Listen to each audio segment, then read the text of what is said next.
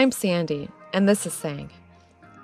We recently left sunny California to road trip down Mexico with our dog, Tommy.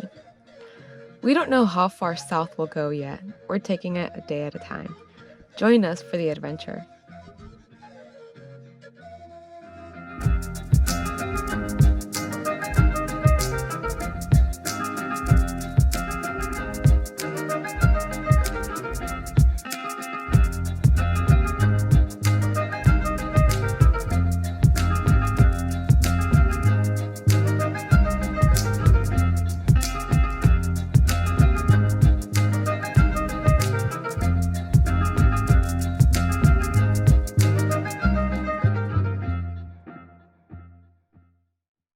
We drop off the van for a few days with Rafa, the owner of Meadow Corral, to get a roof rack installed for the van. Since hotels around here don't allow dogs, but do allow 4-hour rentals, we decide to book a pet-friendly Airbnb. We're staying in Rosarito in the meantime while we're getting work done on the van. Today we pick it up, so we're gonna pick it up and then pack up and then get on the road. It's fairly empty around here, but a lot of families live here.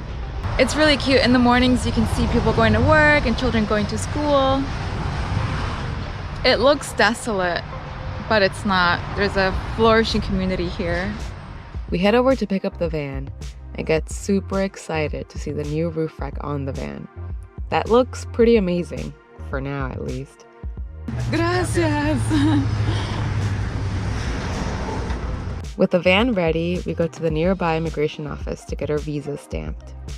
We went to the immigration office. They told us that they can't do our visa. The only place that you can get that stamped is at the border. So we have to cross back into the States and back into Mexico to be able to reach that immigration office. Everything is one way, so there's no way for us to go there directly, which is unfortunate.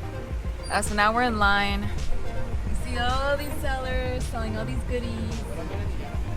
And we got a mango ice cream.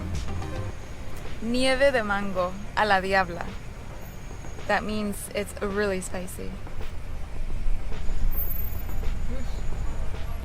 So we crossed the border super fast. We crossed it in like an hour or less than an hour. The agent was really sweet, and we didn't have to pull to the side so they could search the van or anything. It was so awesome!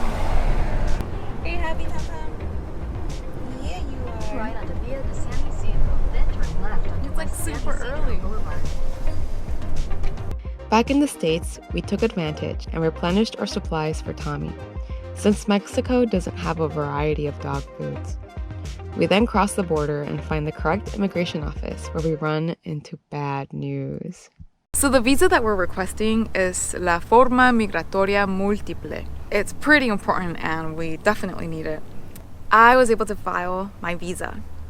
Sang was not able to file his visa, and Sang's agent calls his supervisor, and the whole time he was on the phone he was like, no, I've never seen this before. The guy wanted us to pay again. I was like, that's not happening.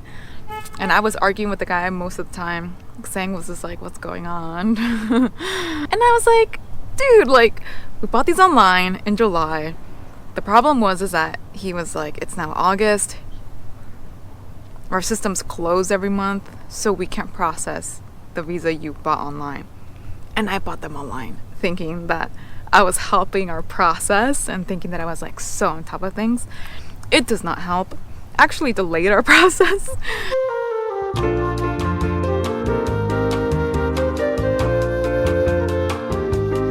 So yeah, we are in the Walmart parking lot because it's relatively close to the border. We need to go back to the border tomorrow and have them hopefully file Sang's visa.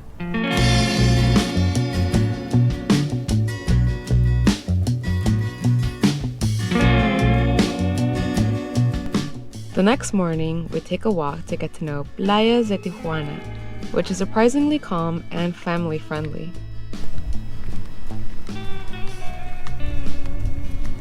We're walking around Plaza de Quanah.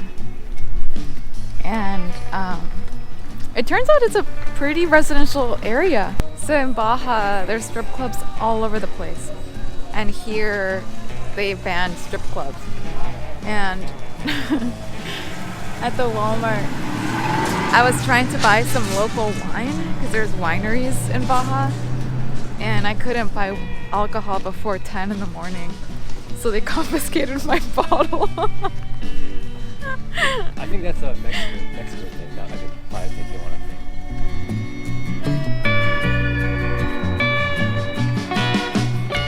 We walk towards the boardwalk, which definitely resembles Venice Beach, with graffiti art, a designated gym, and art exhibits.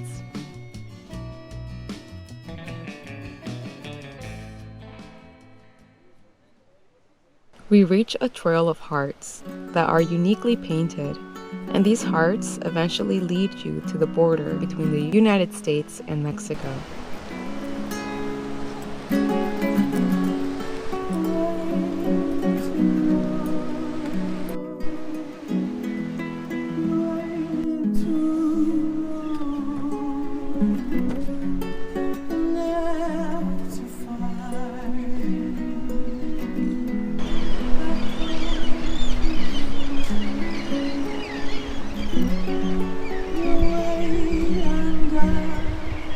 So we're at the border,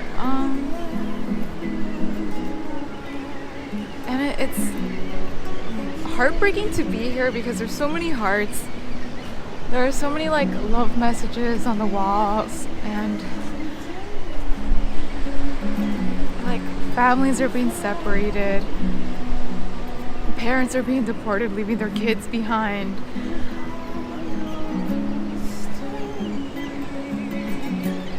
It's a very sad time.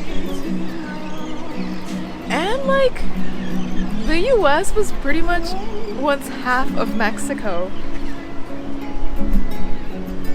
Like, during the US-Mexican War, Mexico lost a lot of land. So it was Mexico, like...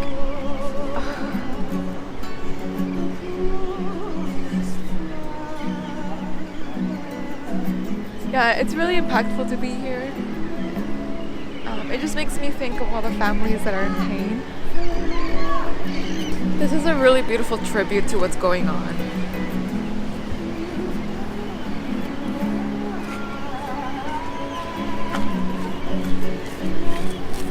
Even like people who fought for the US are being deported.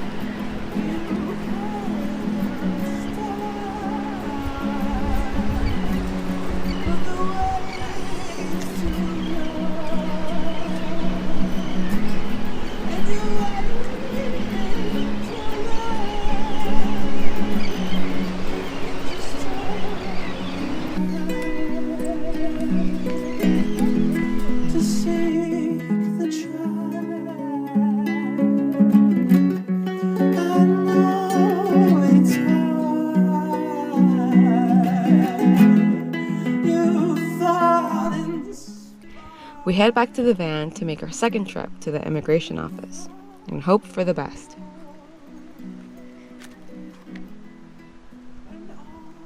We actually find out that you can reach the immigration office without having to cross the border if you go to the Chaparral, which is the bridge that connects the US and Mexico. We'll link their parking lot in the description below. If you have any FMM issues, you don't have to cross the border again. Just park here and cross pretending that you're going into the United States, but instead tell the guard that you need to reach the Mexican immigration office and they'll let you through. We got it! It was so easy too. It totally depends on your agent. The young kid literally just stamps saying thing. That's it.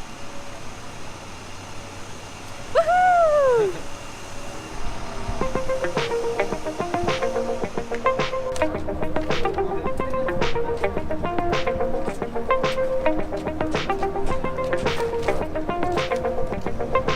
Okay, so we can officially be here for 180 days. That's a lot of tacos. That's a lot of surfing. Yeah. The road trip begins. Finally.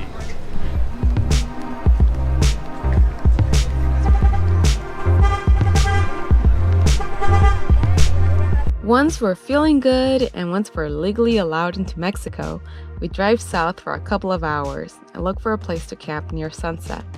We decide to go to Las Cañadas. Hola. Hola, ¿sería acampado? ¿Verdad? ¿Por cuántas noches sería su acampado? One night? Yeah. ¿Una noche? ¿Una sola noche? Sí. Le salen 500 pesos por persona o tengo una promoción que es el 3x2, pagando 2 noches que son 1,000 pesos y la tercera noche le sale gratis.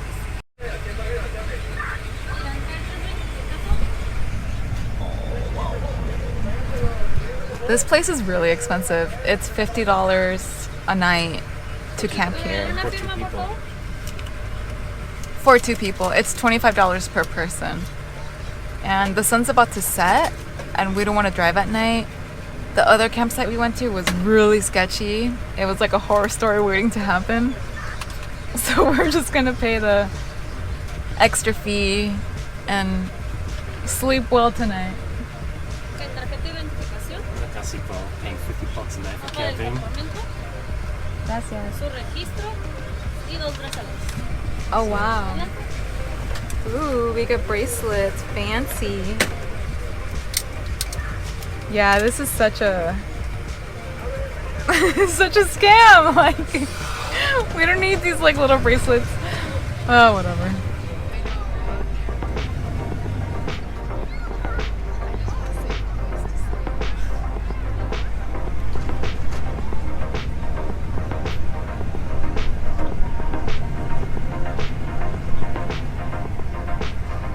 Driving in, we notice roads and arrows all over the place, as well as neon orange uniform-wearing employees walking around everywhere. So this is the most expensive campsite we've ever stayed at in like the history of history. 'Cause campsites in the US are like $15 per vehicle. Here they charge you $25 US dollars per person. Kind of crazy, but I think they have some stadium for people to have parties. There's also like a night market where you can buy tacos and whatnot. There's a pool down there. I think there's also a lake. So it's almost like a little mini resort within a campsite. And there are a lot of families here, so it's a place a lot of people enjoy. It feels really nice. It's like maybe 75 degrees out right now, and the sun's about to set. So it's really pretty. So yeah, we're gonna camp out here, this really posh place, and then head out tomorrow. This is pretty crazy. I was looking for the bathroom, and on my way, I found a mariachi concert.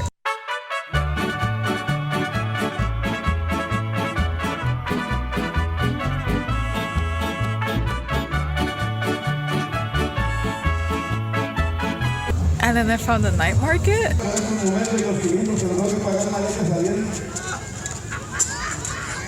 And this is all inside of the campsite. Like, I thought I was just going to the bathroom. And then I found this like little shipwreck pool. I think there's a lake here too. This place is huge. Look how big this is. Wow, if you ever want to come. It's really pretty. Like, to come here, you should come way in the morning and not at nighttime like we did. You can even hike up to the mountains. You can zip line. Like, oh my gosh. It's more of an amusement park than anything.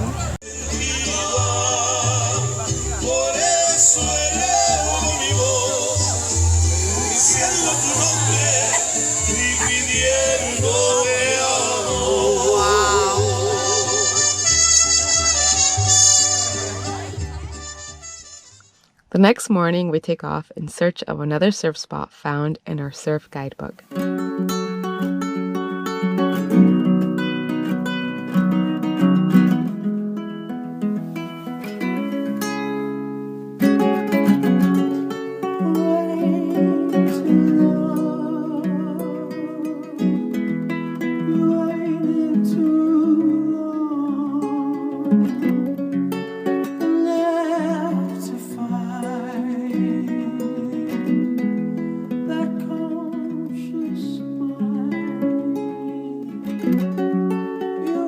Thanks to Google Maps, we're led to drive down the steepest hill ever. We're thankfully able to survive it with our four-wheel drive and eventually arrive to the coast, where Sang meets and shares his water bottle with a thirsty local. That was nice of you.